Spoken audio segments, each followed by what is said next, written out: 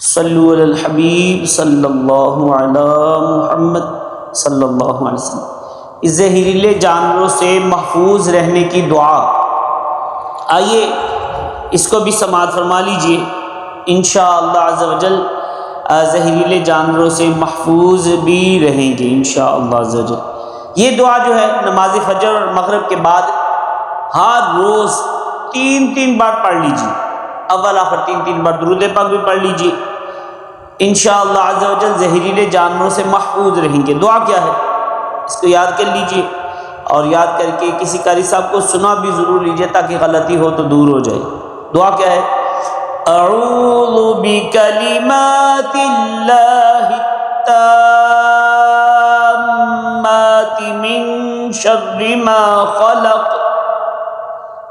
تو یہ آیتیں، یہ جو دعا ہے یہ احادیث مبارکہ میں بھی موجود ہے، تو اس دعا کو پڑھ لیجئے انشاءاللہ عز و جل، جو زہریلے جانوروں وغیرہ سے حفاظت رہے گی۔ یہ دعا سفر میں، حضر میں، صبح و شام ہمیشہ کے لیے اس کو معمول بنا لیجئے۔